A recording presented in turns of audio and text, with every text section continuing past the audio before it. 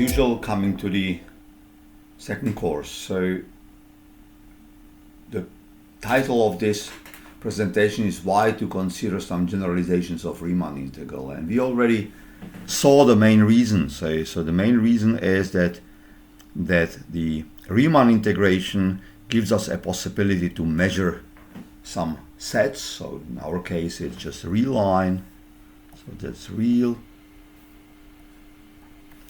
and we simply take some set.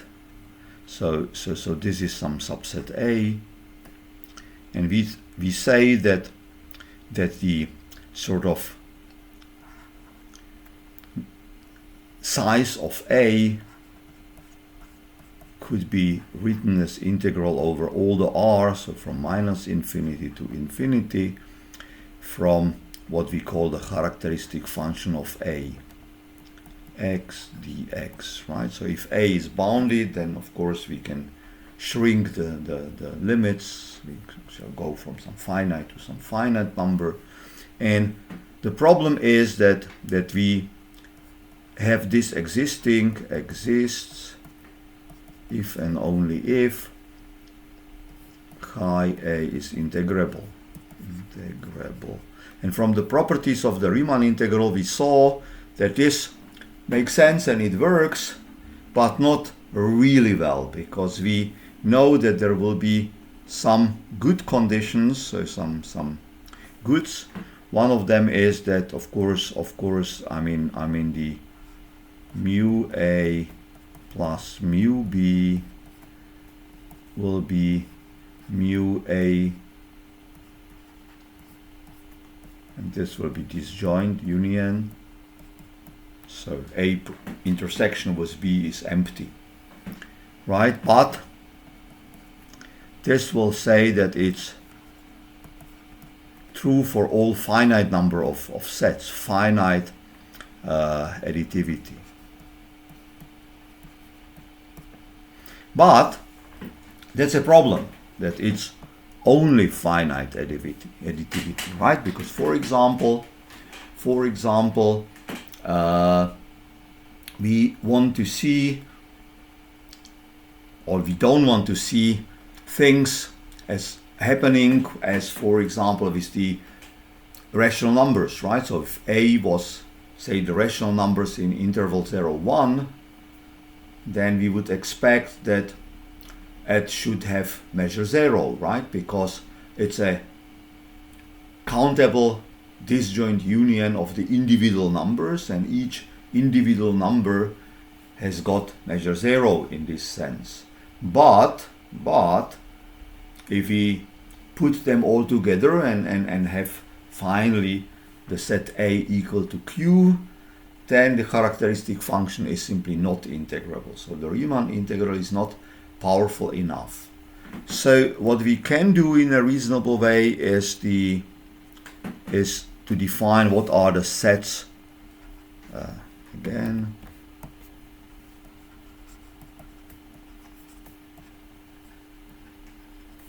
measure 0. So you want to talk about sets of measure 0. So what does it mean? Well, we can say that whenever we take some epsilon, we can cover our A with intervals, by intervals of total measure less than epsilon, right? And this is something we definitely can do with the rational numbers, right? Because you simply take intervals covering each. So notice I do not say that the intervals have to be disjoint. I can cover each of the individual rational numbers with smaller and smaller intervals, and I take, say, some geometric series for the sizes, so that it will have finite sum altogether. So the infinite sum of the measures of the interval will be some finite number, and then I rescale them all by the same constant to get the sum below epsilon. So you see, so the rational numbers are definitely set of measure 0 in this sense. And if something differs with respect to such a notion on a subset which is of measure 0, then we say that the two functions are equal almost everywhere, right? So the characteristic function of the rational numbers is in that sense 0 almost everywhere.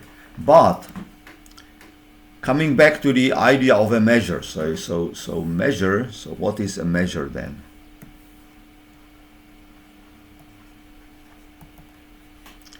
So definitely we want to know, so on the real line, on R. So definitely one, the so-called sigma additivity, additivity, which means that for countable number of disjoint subsets, their union should be again having a measure and measures all intervals. Right. And closed under unions and intersections. I didn't mention it before, right? But that was also true for the Riemann integral. If I have a union of two sets, not necessarily disjoint, then I can just write the union as union of two disjoint sets. I simply take so I take just the proper parts of those sets. So I split it into three, right? The intersection and the two rests. And I can also intersect two, and with the Riemann integral it will be true that if the sets are measurable, so if this is well defined, then it means that also the intersection and union will. So that's okay. So we want to see these three properties. So property 1, 2, and 3. And what about if we say that simply, well, having such a measure means that simply then when we take R, I can tell how big every set is, right? So say an interval. And one of the possibilities which we would like to is to see an extension of the Riemann integral based measure, which would mean that so here the measure of A should be B minus A. But we also can say, well, for example, there will be just one spot here, so that will be some x0, and I will tell that a measure of any subset is 1 if it contains x0 and is a 0 if it doesn't contain x0. So somehow all the measure is concentrated at one point, and that's something which appears if you think about probability, right? So so a probability measure is something you will call a random variable in some future, and this will be a measure on R which has got the property that the size of the whole line, so whatever value there is 1, because the probability is 1 that any value happens. We have a random variable and we say, well, whatever happens we take it, and then the probability is 1. And then of course we want to have this sigma additivity, and we want to have all the other two conditions, and one of the possibility is that simply we say that the probability of one point, we know that the value is x0, and this has got probability 1.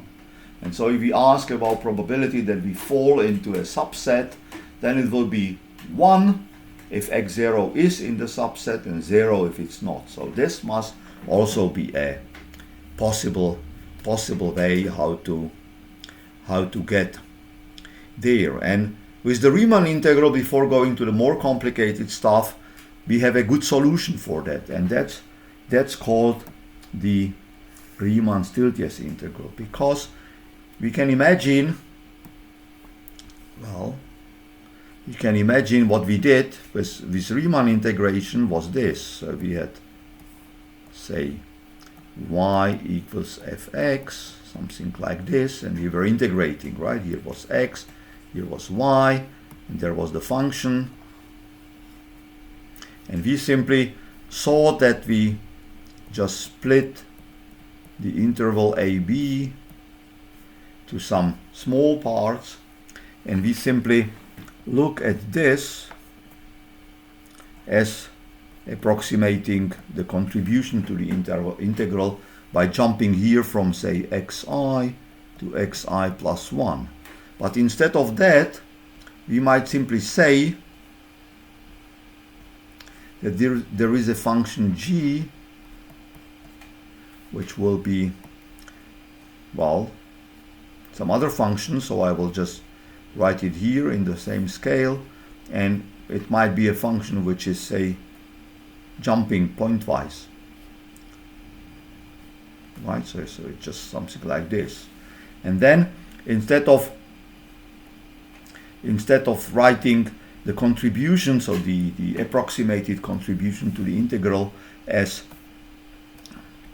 say, f of xi times xi plus 1 minus xi, I simply write f of xi, but here will be g of xi plus 1 minus g of xi. Right, so I'm not looking at the size of the interval. So if g was x, so gxx, then I get back the Riemann integral. But if gx is, for example, like that, then it means that if the interval contains this jump, then I add how much the g was changed here. And if the interval doesn't contain a jump, like the first one, then I simply do not add anything independent of what the f was. And that's the definition of the Riemann-Stieltjes integral. So you see, so you have a non-decreasing function on the interval, and you define the Riemann sum, called Riemann-Stieltjes sum now, with the help of g. And the Riemann-Stieltjes integral is then written this way. All the definitions are the same, so all the properties are more or less the same, so all the odds are the same. It will again be only finite, additive, etc. But it will allow us to include things like this, because simply the relevant function g will be that you go with g from minus infinity to x0, and will be all the time 0, and then at x0 it jumps and gets the value of 1. And then what will be the integration? The integration will be simply the evaluation of f in the point x0. And this is something which you can find really often in the literature, in numerical analysis, in medical imaging, in data science too, and it's called the Dirac delta, the Dirac delta measure. Right, so this is the Riemann-Stieltjes integral, and there are the properties, and of course the interesting thing is what happens if g is non-increasing and continuously differentiable. That's the nice case, right? So no jumps. And then the Riemann integral on the left, so the Riemann-Stieltjes integral is existing if and only if the integral on the left hand side is existing, which is the standard Riemann integral. And you see that we simply add the linear approximation of d to the differential of x. So simply we change the differential, right? So this guy, so g dash times dx is the differential of g. So we simply do nothing but integrating with respect to the linear approximation which is given by differential of g instead of the x itself. So that's understandable. It follows just the idea of the definition without any hesitation, right? And if f is continuous and g is a function with finite variation, then the interval always exists. So what does it mean, a finite variation? So the variation of a function g, so this is a function, right, g. So what we do is we take intervals and we look at the absolute value of the change, right? So absolute value g x minus g, well, x1, x2. And if we take such a splitting, we can simply add these variations on the individual intervals. If we refine the splitting, then of course it might jump even more, right? So it will be, and so if the function is very much wiggling, like for example the data from stock market, then typically it's modeled by functions which have got infinite variation. So the suprema of this kind of things, if you make it smaller and smaller, just converge to infinity. But with, for example, continuous functions, the variation will be always finite, right? So that's what the claim is. And you see, I just say that the reader is invited to add details of the proof, because the proof is just copying the ideas from the Riemann integral which you might have read already. So I think this is a good point to stop, and I will come back in a minute.